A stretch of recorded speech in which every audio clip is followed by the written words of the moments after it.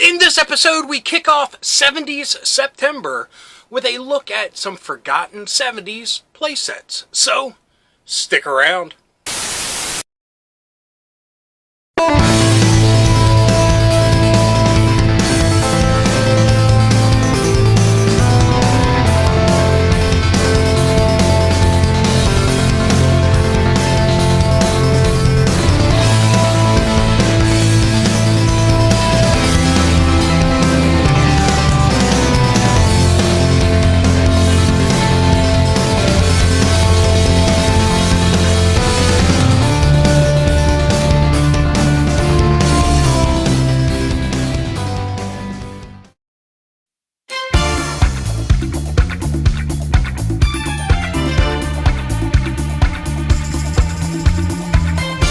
Hello, fellow dorks and dorkettes, and welcome to Nostalgia Syndrome.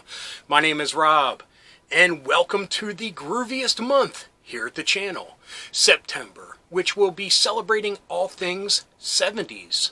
There is a definite overlap of 70s toys and pop culture within our childhoods. I mean, there were probably older siblings or cousins or whatever that you got their hand-me-down toys, or you saw something at the Goodwill, like I did a lot and wished I could have gotten, like the Shogun Warriors Godzilla, still a sore spot in my memory bank. But I thought it would be fun and different for us to start diving into some of those forgotten 70s items like we do for the 80s and 90s. And I thought September is the perfect month because it sounds cool. 70s September. I wish I could say it was deeper than that, but it definitely isn't. So anyway, without further ado, let's get to our first forgotten 70s playset. Our first forgotten 70s playset comes from the Mego Corporation in 1976. This is part of the Micronauts toy line, and it is the Astro Station. Now, the Astro Station is kind of cheating because it's a hybrid playset slash vehicle, because the base of this has four, rocket nozzles, as they're called on the packaging. But other than that, it's playset through and through. It even has a little walkway that can extend off of it to invite more Micronauts to hang out.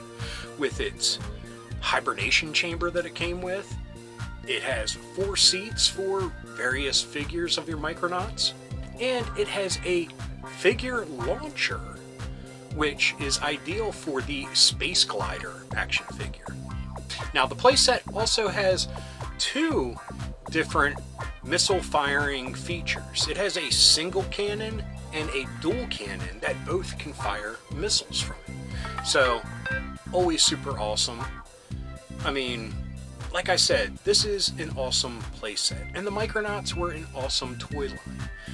They are something that totally slipped through my fingers growing up, and to try to pursue them nowadays is a fool's journey, because they are so super expensive, because they are so super awesome. But the cool thing is, Micronauts has been going pretty strong since the 70s.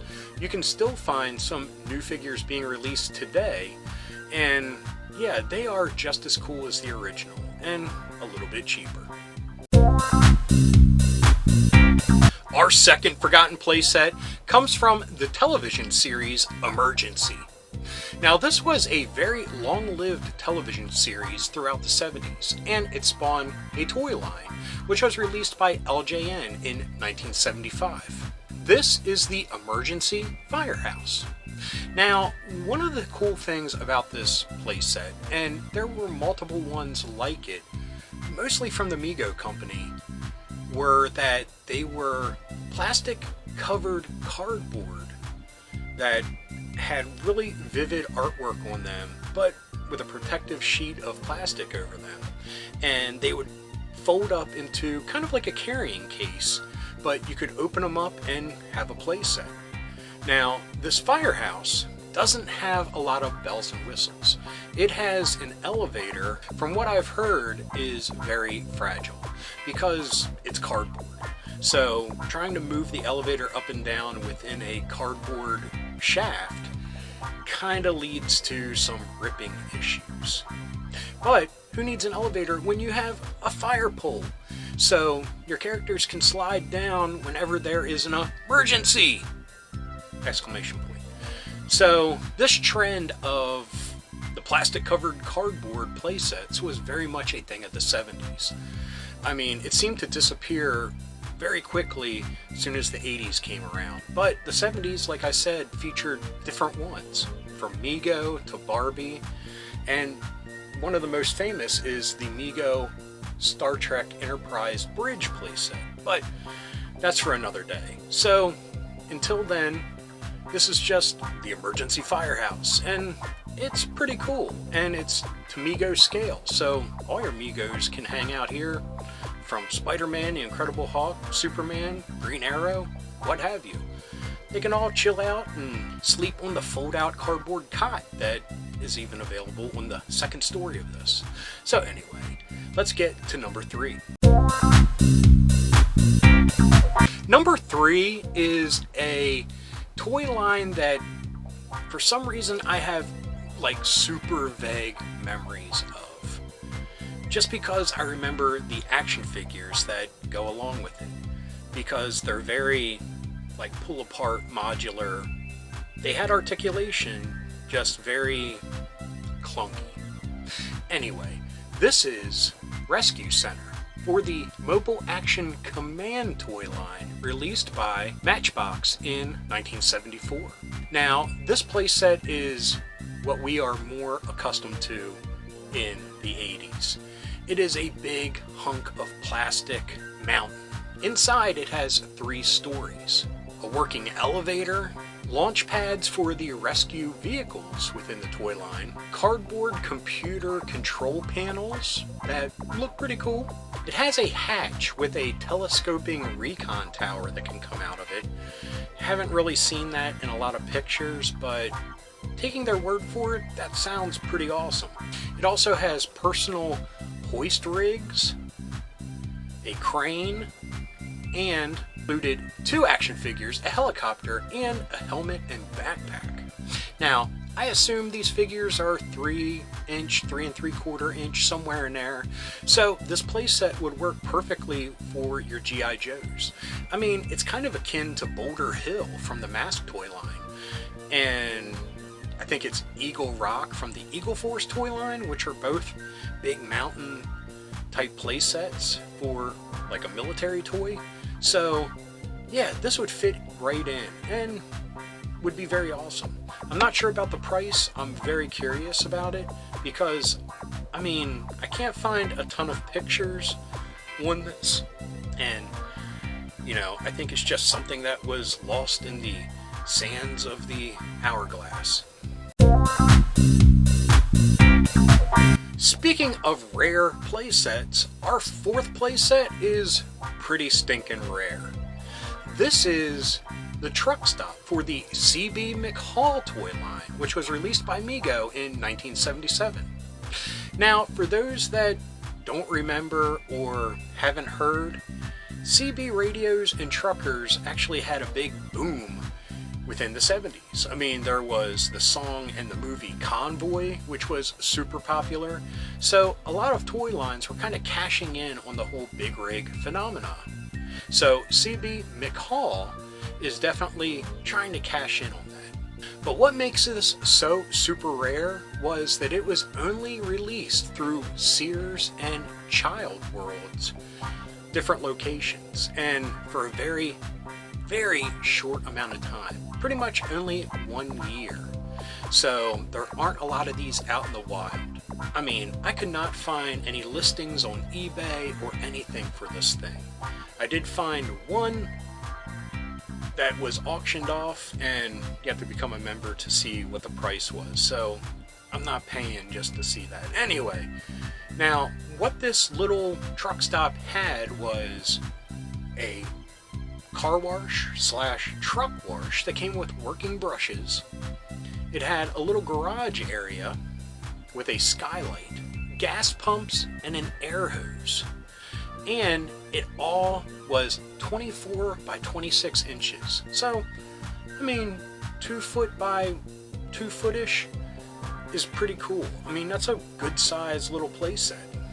Now, it looks to be mostly cardboard, which a lot of playsets from the 70s were.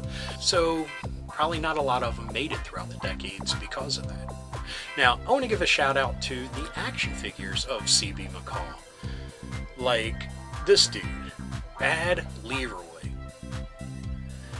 I don't know what's up with the hand. I'll let you figure out what I'm talking about.